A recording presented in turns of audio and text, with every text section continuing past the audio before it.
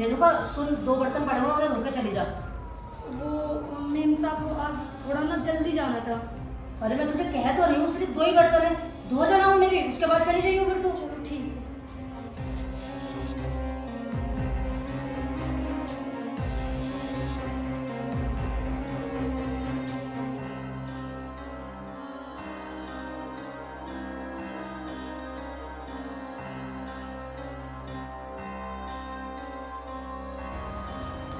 वो मेम साहब मैंने बर्तन धो दिए, ठीक है अब मैं जाऊँ?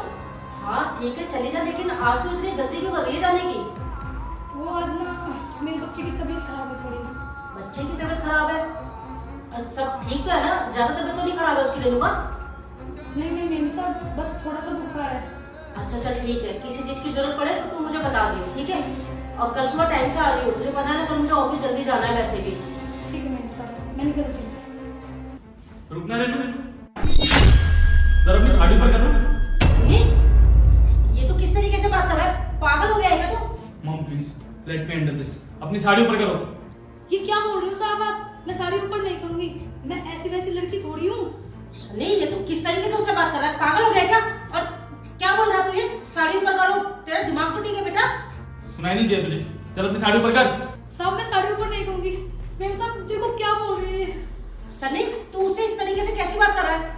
क्या हुआ है आखिर? तू मेरा ही बेटा है ना? अरे मैंने तुझे ऐसे सिखाया है क्या? तू किसी के साथ में इतनी बदतमीजी से बात करे? माँ आप गलत समझ रहे हो, प्लीज मुझे कुछ समझाने का मौका तो दो। रेनू मैं तुमसे कह रहा हूँ ना, अपनी साड़ी ऊपर करो। माँ अभी दूध का दूध और पानी का पानी हो जाएगा। रुको मैं ही दिखाता हूँ। अरे साहब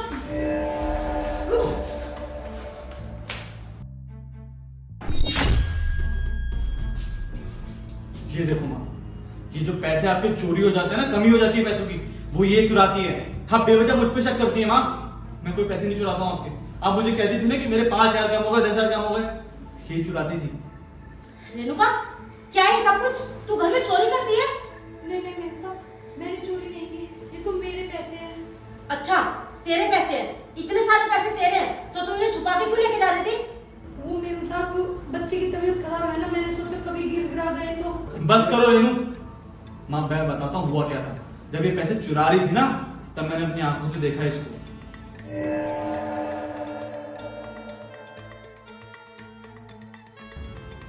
ये रेनू क्या कर रही है? अच्छा इसका मतलब घर में जितनी भी चोरी हो रही है सब इसकी वजह से होती है। इसे तो आज मैं बताता हूँ अच्छे से।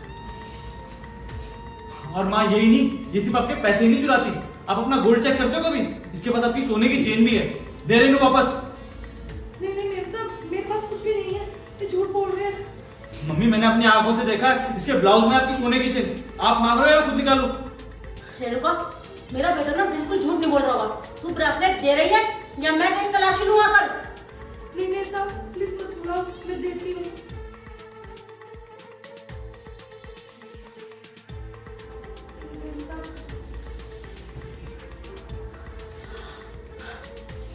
रेणुका तुझे शर्म नहीं आती हमारे घर में चोरी करते हुए?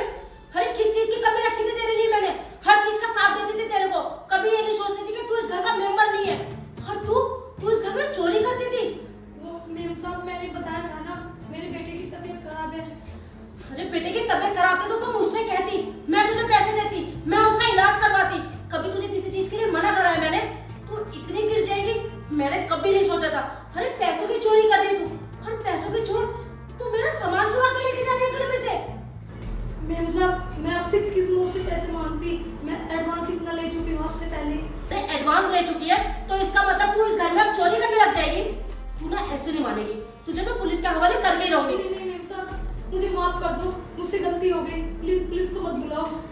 आपको तो पता है मेरे बच्चे की तबीयत भी खराब है, मुझे माफ कर दो मेम साहब।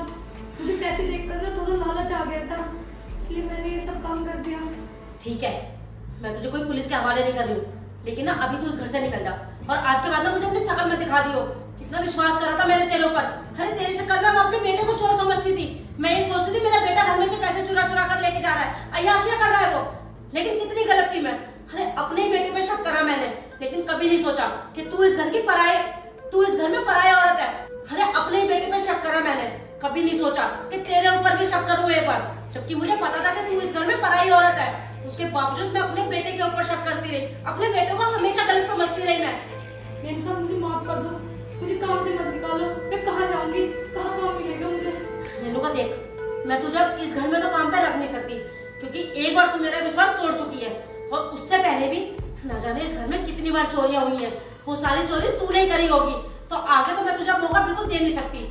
इसलिए तू इस घर से अभी के अभी निकल जा। मेम साहब आगे से मैं ऐसा कुछ काम नहीं करूंगी। अरे मैं कुछ नहीं सुनना चाहती, तू निकल रही है, मैं तुझे पुलिस के हवाले करूं। जा यहाँ से।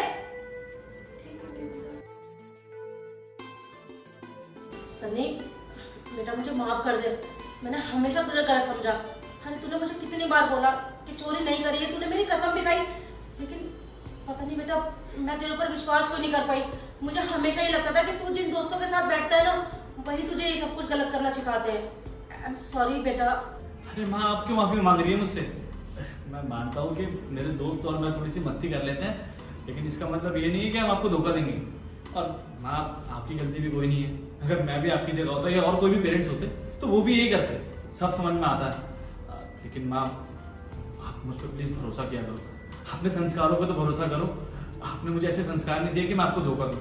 मैं चाहे कितना भी गलत हो जाऊंगा, मैं चाहे कितना भी गलत हो जाऊंगा, लेकिन मैं आपको कभी धोखा नहीं दूंगा, आई प्रॉमिस। हाँ बेटा, थैंक यू सो मच। अगर आज तू ये सब कुछ नहीं देखता तो ये तो घर में से फिर चुरा के ले जाती, और मेरा शक फिर तेरे ऊपर जाता। माँ, आप छोड़ो ये सब, हमारा नुकसान होने से बच गया ना, इतना काफी है। आप कुछ ऑफिस का काम कर रहे थे, आप कर लो, मैं ये अलमारी में वापस रख देता हूँ। हाँ बेटा।